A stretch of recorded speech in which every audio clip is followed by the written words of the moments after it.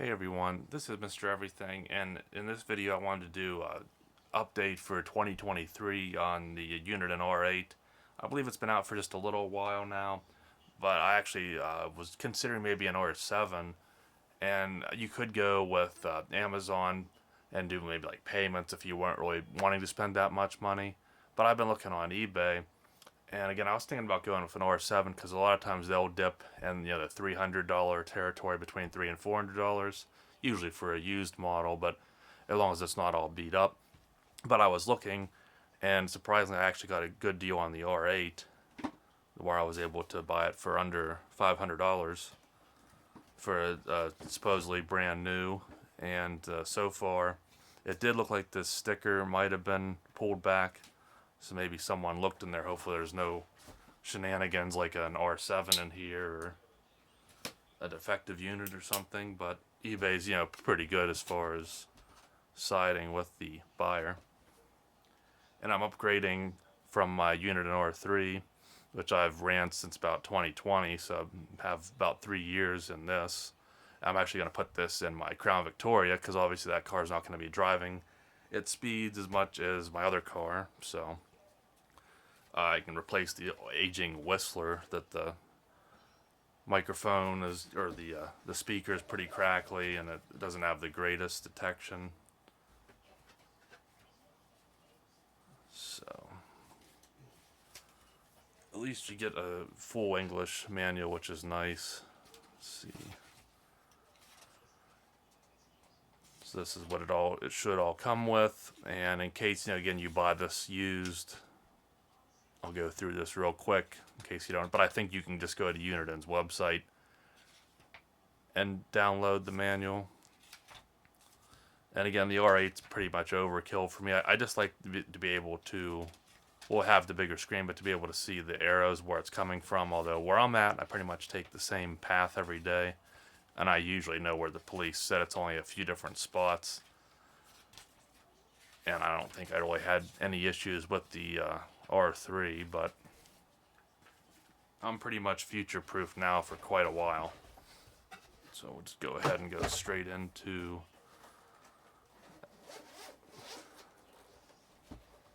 get the same packaging as the R3 I got years ago, R7. I think they all do that. Now, I don't know if the R3 came with a pouch because I did buy that model used. But it looks like we actually have an R8 in here. And I believe that matches, that matches the serial number on the box, so nobody fooled around. So I actually just got a really good deal. It was listed at $500 and I offered him $475. So this time they're using a micro USB, to where the R3 used a mini. I think, and this one didn't come with a core, but I think I do have a mini because I haven't updated this thing since I bought it. I probably should when I update this one. And that'll probably be, I'm going to turn this on, make sure there's no problems with the screen or anything. But that'll probably be the first thing I'll do is update this, and I'll show that process as well. Just because, I don't know, at least back then you had to factory reset it after you did an update for like the ideal way to apply it. I don't know, I would imagine it would work if you didn't, but if they tell you to, I will. So you get this suction cup. I've never had any problems with just the, well, this is a sticky suction cup, but those little ones. Here's the mini USB. I'll probably just keep this in the packaging because I have a ton of them laying around. Here is the regular mount, which I've never had any issues with coming off my windshield. And I guess you want to double side Velcro it, you could as well. And then also the power cord, so you do have a mute button on it, an indicator for when you're getting a signal, and then be able to still charge something if you're taking up that 12-volt outlet. For me, I have a rear view mirror mount, which I did a video on. I'll link to it, but I'll probably also show how it fits on there because this is a lot bigger than my R3. and I'm using a wiretap as well. So the only unfortunate thing with that is I have the Uniden hardwire kit, and I like that you have the button to mute it, and I think maybe it has a, I don't know if it has a mark button too, but you can double click the mute for lockouts, and then I think hold it to dim the display, and then you get the notification lights on the display on the little unit.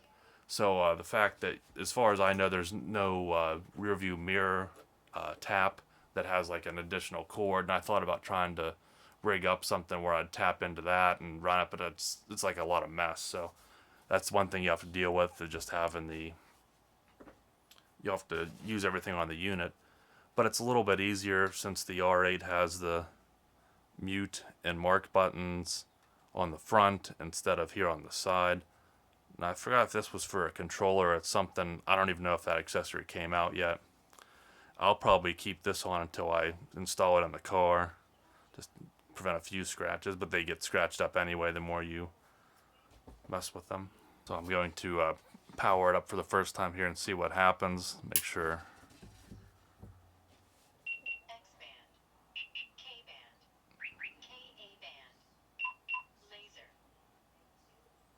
So far it looks pretty good. Now I'm not getting that flickering. That's the refresh rate between the camera and the display.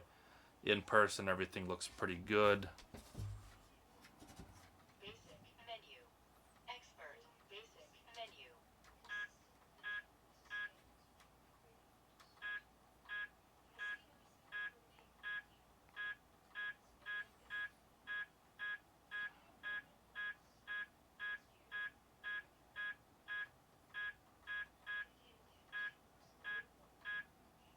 So that's where I'm at right now.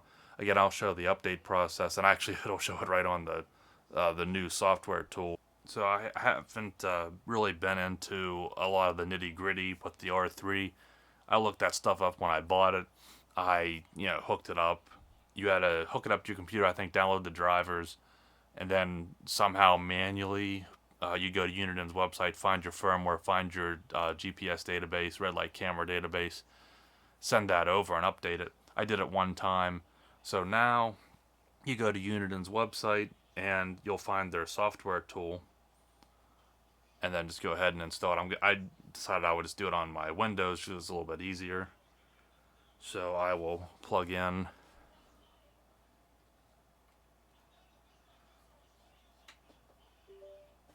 And this is the first time, so let's see if it... So it installed the drivers. And 10.4, I wonder if that's when the detector actually came out.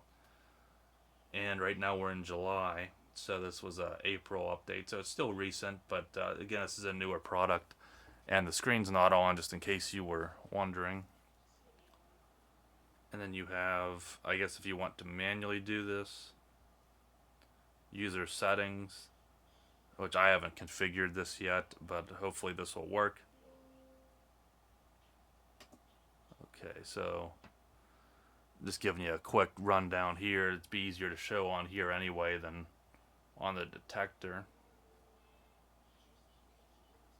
Pretty cool. And then you can also store your settings so you complete it, and you can save the file, which is nice. Now, one thing that I haven't really read the forums, but just some like YouTube videos and a little bit of basic searching. I don't know if say I was already using this unit and I had stuff programmed in it, I can save the settings, but I assume you're still supposed to factory reset afterward, which doesn't really matter, since if you can now save the settings, you can just reapply them, and you would open the file and apply it to the unit. So that's okay, but as far as like a few mark locations, which I don't use the mark, but I do use the mute lockout locations. So I don't know if those carry over, because I don't see that anywhere here, and I don't know an answer. That would be nice if that could be done, so you don't have to have the falses there and then reprogram it every time you go to that place again. But again, since this is a new one, I'm going to factory reset it anyway. And I probably should, while I have all this up, update my R3. But again, with that one, I don't think you can... I'll have to see, but I don't think you can mess with the settings on that one. If that's the case, then I'll have to record a video of all those settings and then once I factory reset it, just manually put them back in. So that's one of the advantages with the R4, R7, and R8 that I know that this should work with. So then I'll go to update. I don't need recovery mode because I don't think I have any issues here. Now this might be a bit lengthy, so I'll cut the video, and I really don't think there's too much else to show. What my plan is, I'll just fool around with a little bit here with my power bank just to see what all it can do. I think I'm going to turn my R3 on as well and carry over a lot of that stuff, like my quiet ride settings, and probably turn off X-band. I'm in PA, so we don't need that here. And then I think there's some differences with, I used to keep it on, I think, highway mode, and I would just turn K-band or X-band off and add some of the filters on. So this one has the expert mode, where I think it'll go based on your speed. So I might do those settings different than the R3 and just let this detector run the sensitivity with my speed. I'll see it. I have to go around with it, but I'm going to configure that off camera, update my R3, and then I think I'll go ahead and put this in my car with that rear view mirror mount, and just maybe do just a quick show. You can see what that mount looks like if it works on that mount, which it better work with it, and see how much more space it takes up compared to the R3. But that's kind of where I wanted to leave it, so you can see I got a good deal on eBay, so check on there before you go anywhere else, and then update it here. It's a pretty nice unit, more than what I'll need, but for someone out there, this is how you can get up and running.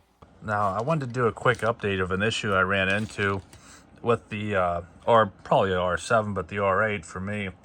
I think just the extra weight of that radar detector, I was getting a little bit of play in my mount, and there was no play, because what I really like about this mount is you get this rubber O-ring, and it really, when you have it tightened down, but it turns out this post is actually threaded, which you can see here on this new one I bought. It's threaded in, and there's a wee little bit of maybe some Loctite, but it's not very good. So I was getting this side-to-side play, and at the time I couldn't tell. I thought it was up here, so I tightened this a little more. And since this is hollowed out, as you can see here, how this just unthreads from this.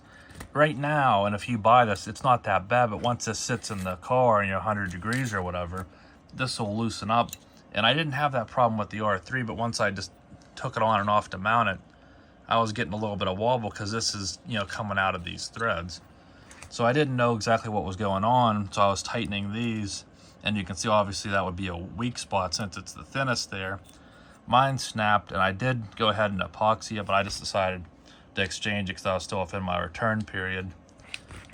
I think it would be better if this was just kind of welded on or some other way. I think the easiest way that you could avoid this is if they made this arch down here as well. Then it'd be a lot harder to over tighten this because it would seat better on your rear view mirror, and it would probably just apply the pressure more evenly instead of putting it here. So once these are snug, I would just say, even like right now, before I install this new one, I'm just going to put a drop of epoxy on these threads and tighten it in here. I'm not going to over tighten, I'm just going to make it nice and tight, not force it, and then once that epoxy hardens, it's as good as a weld.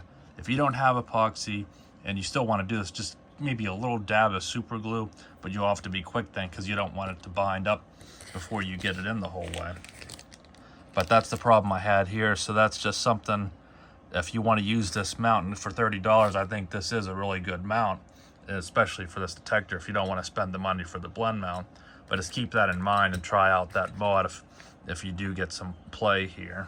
And here's setup in my car. Now obviously the flickering's just the camera, it's not doing that. It's nice and steady on my end, but this is the finished result. I'm pretty happy with it. With this mount, again, there's no movement in it now. The one thing though you have to keep in mind with the R8 is the R7 went nice and level, and I think there was a little bit of a chin. The R8 gets bigger, so you can't, it has to sit a little lower. It can't be butted up against the rear view mirror with the rear view mirror mount. And then I just put a little one of these on there, just so that way, you know, because it can still flex if you hit a hard enough bump with that. That's gonna really mitigate any vibrations or jiggling. But this mount itself is pretty much rock solid, so I would recommend it. Just you might have to do the little modification where the threads go into that clamp. But now that I got everything all set up, and I never really need to mess with it again, the only thing I might need to do is take it off if I would need to mess with the settings, because I can't really get my finger up in here. Now I could just also loosen this clamp right here of this turning little key, and I could mess with it that way if I would really need to, once I get my settings where I want though. But it's a pretty good looking deal here. So again, you know, I'm sitting here, I can kind of look over and it's angled toward me. So I think it looks pretty good. And again, from this side, I get a pretty nice view out of the passenger side, but if you're the driver, that is a little bit in your blind spot, but it's not too terrible. And again, pretty happy with that. Again, the only issue would be you really can't press these buttons. I don't use any of the OnStar, but there's also these little buttons for your rear view mirror lights, but they're terrible. And these are the kind you can't get in there to change them out to LEDs anyway, so they're not very bright. So I don't use them anyway. But that's just really the rear view mirror setup though. If you want to put it up here or something like that, if your windshield will permit. Mine just it's too much bulk, and then this shade would hit it. So this is my ideal setup. I'm really happy with it. You got the mute and the mark buttons up here, right up front, just like I'm used to with the R3. This is super sensitive. I'll probably have to mess around with some filters and see what I can do and still be protected pretty well. But I just wanted to go a little extra here, show you with that mount. It's a really tight slide because that metal piece, that bracket for the R7 and R8, it's longer than on the R3, it's shorter. So it works for this, but since they have this big round piece that bracket mounts onto, that round piece kind of rubs up against this track. So you might want to, if you're going to take it on and off a lot, put a little daub of silicone grease or something, or file it down. I wouldn't file the detector, but just maybe the edges of that, because it is a really tight fit. So when you pull this, you really have to use a lot of force and hold, just make sure you don't, you know, mess anything up on your mirror. And then you really got to push it on. So that's a fault of the mount, not this, but nonetheless, for $30 for that mount, I don't have any doubts that it's gonna, you know, fail me there. So I'll leave that there. It's definitely a huge upgrade, one I'll be using for many years to come, so I'm really happy with it. Hopefully that was helpful to someone and my setup. So thanks for watching, and you'll see me in the next one. Have a good one.